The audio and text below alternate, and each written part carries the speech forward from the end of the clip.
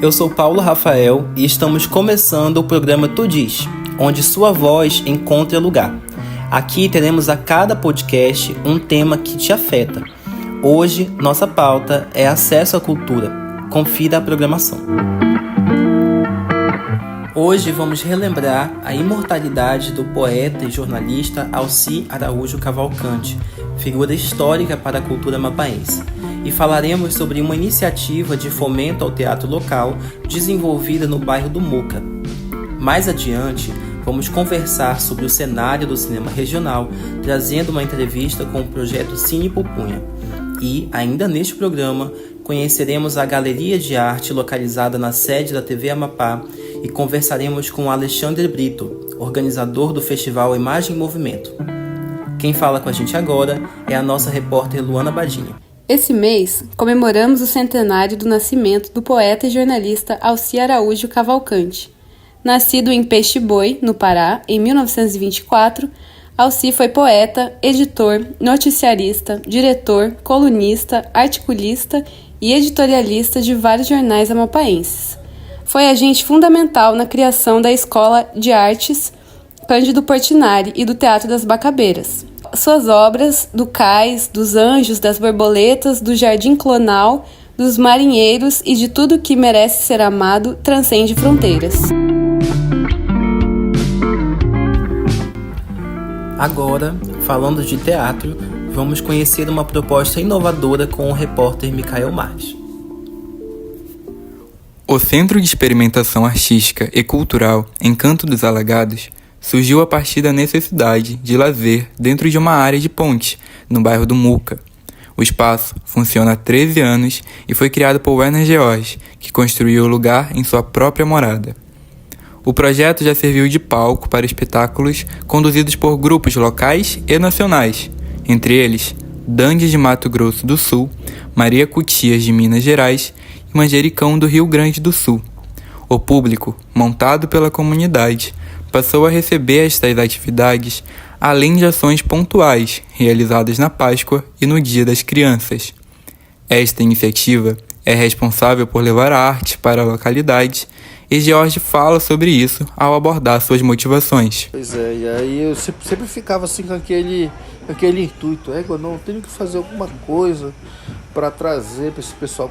E eu sempre tive assim, um pensamento de levar o teatro, de levar as artes para quem não tem condição de ir lá no Teatro das Bacabeiras assistir. E aí foi quando eu comprei essa casa aqui, eu vi que tinha um espaço grande na frente, eu digo, não, vou fazer um tablado enorme aqui, vou fazer as minhas apresentações aqui. E aí foi quando eu construí o primeiro tablado, esse daqui é o terceiro.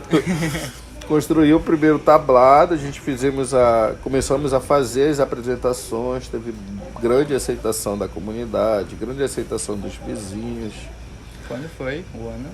Isso foi o ano de 2010. 2010. E aí a gente já está aqui com o espaço já há 13 anos. E durante esses 13 anos ele teve várias transformações. Não era esse espaço que tu tá vendo aqui. Era apenas a casa, um modesto tablado aqui na frente. Iniciativas como a de George fomentam o cenário artístico amapaense e transformam a arte em possibilidade. Teatro Marco Zero, no Perpétuo Socorro, e o Galpão, do Grupo Cangapé, no Araxá, também atuam a partir deste propósito e se posicionam como lar dos espetáculos locais.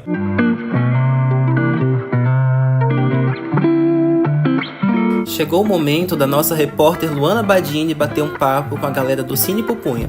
Vamos lá, Luana?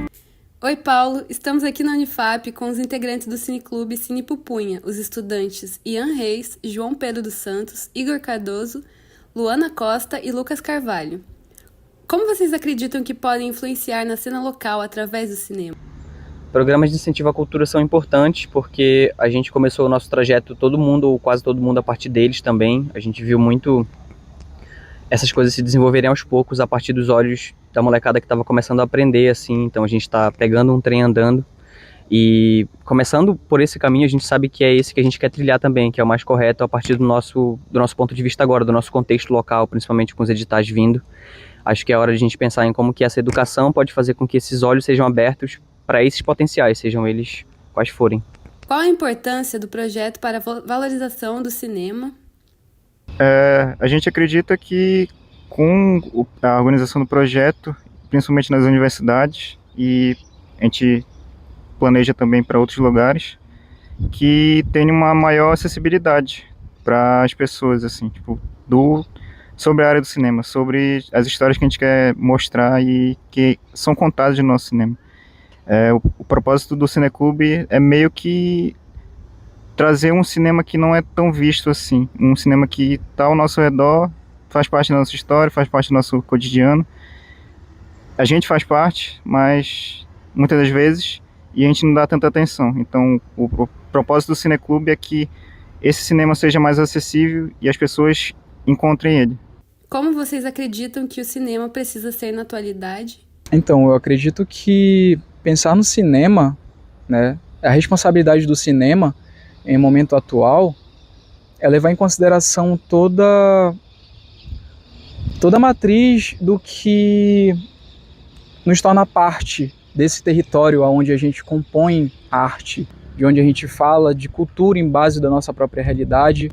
Eu acho que dizer isso é a gente tentar levar o discurso dessa particularidade da região que a gente vive para outras pessoas, para o externo, para que dessa forma as pessoas encontrem beleza também e encontrem um pouco mais de significado no que a gente está fazendo aqui. Entende? Eu acho que é muito importante isso também, a gente levar para fora, não só a gente, quem produz cinema, levar para fora aquilo que faz parte do seu convívio, da sua vivência, sendo uma pessoa da capital, sendo uma pessoa do interior, né? E como essa realidade dela se constrói, como ela consegue construir essa realidade dentro do cinema, através do cinema.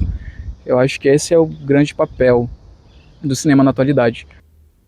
O que vocês querem passar a partir desse projeto? Qual imagem?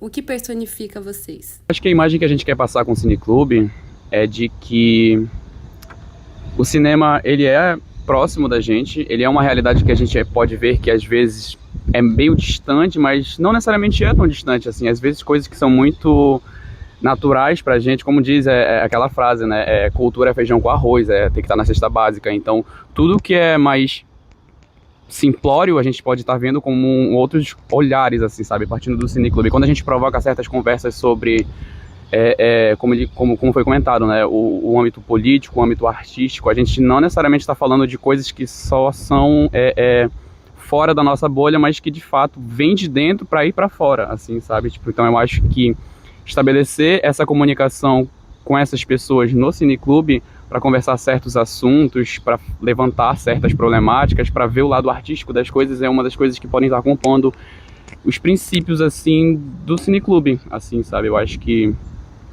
é isso.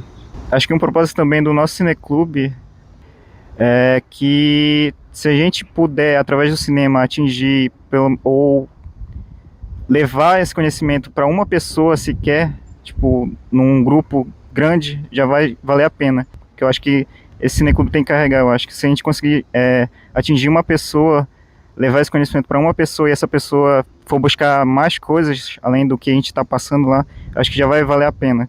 Apresenta a gente, vai. Somos o Cine Pupunha.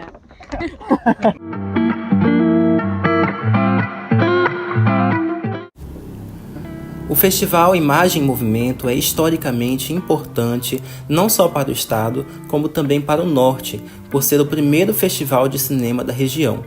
Eu tenho a honra de receber o cineasta Alexandre Brito, fundador e organizador do FIM.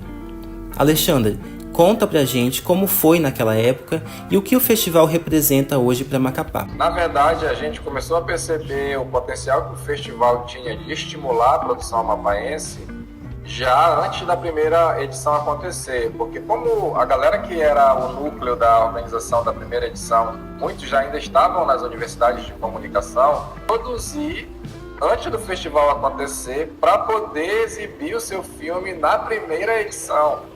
Então olha só que louco que é isso, né? O festival já deu um burburinho na cena audiovisual da cidade antes dele acontecer a primeira vez, porque a galera começou a produzir para mostrar, fazer um festival de cinema experimental que fizesse circular aqui no Amapá alguns trabalhos que dificilmente por outra maneira chegariam ao público amapaense. Lembrando que a gente está falando de uma época em que não tinha YouTube, a internet aqui, a maioria era discada, então o canal online era impensável para aquela época. Basicamente o que a gente tinha de janelas de exibição de audiovisual eram a TV clássica, né? Portanto, muito difícil de ser acessada por um produtor independente. A gente tinha as salas de cinema, porém nenhum cineclube, nenhuma sala que recebesse material alternativo. E então a gente resolveu construir essa janela, criar essa própria janela que conectasse o público amapaense a trabalhos experimentais dentro do cinema, dentro do audiovisual. Na primeira edição, a gente conseguiu realmente transcender as fronteiras, trazer material de outros países, trouxemos materiais de realizadores paraenses e já exibimos material de realizadores amapaenses na primeira edição. Então, foi um evento que atraiu pouquíssimas pessoas, a gente colocou lá no Teatro das Macabeiras, né? O primeiro evento foi lá. E lá, salvo engano, tem capacidade para 800 pessoas. E a gente não conseguiu colocar nem 50 pessoas, então ficou aquele vazio, né? Um auditório gigante. Alguns gatos pingados ali, 30, 40 pessoas. Então, assim, sendo bem honesto, eu só vejo progresso. Tá certo que talvez essa rampa não seja tão íngreme quanto a gente gostaria que ela fosse. Ela é mais assim, né? É muito lenta, né? Essa subida que a gente está fazendo, mas a gente está subindo. E é isso, com subindo eu quero dizer, a gente está melhorando, né? Ano passado a gente teve o primeiro filme amapaense selecionado pelo júri oficial do Festival de Gramado, que foi o Solitude, a animação da Tami Martins e do Aron Miranda. São esses criativos que sabem que indo para um festival eles vão se abastecer de ideias, de referências que eles não vão encontrar em lugar nenhum do mundo. Alexandre, muito obrigado por ter participado do nosso programa, por ter vindo aqui bater um papo com a gente. E agora chegou o momento de saber o que os nossos ouvintes têm a dizer. A gente vai bater um papo agora com a Elisa, universitária, lá do bairro Zerão, para saber o que ela tem a dizer sobre isso. E aí, Elisa, o que tu acha do cenário cultural do Amapá? Quais são os teus espaços culturais favoritos? Conta um pouco pra gente. Oi, Paulo, um prazer estar falando com você aqui. Meu nome é Elisa, para quem está me ouvindo. Eu não sou daqui de Macapá, eu sou de Salvador, Bahia, estou morando aqui há cerca de 8 meses, mais ou menos.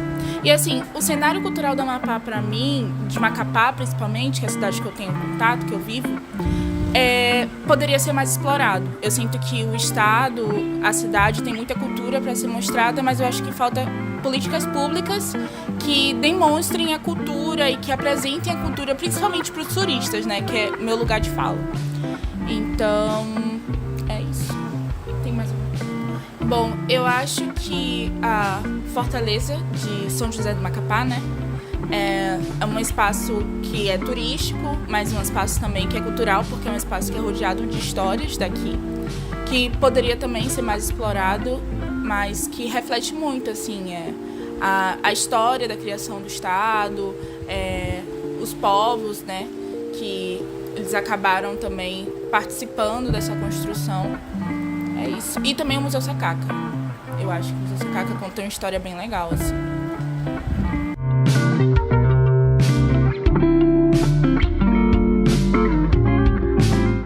Chegou a hora de fazer uma breve tour pela Galeria de Arte da Rede Amazônica Amapá, com o repórter Micael Marques.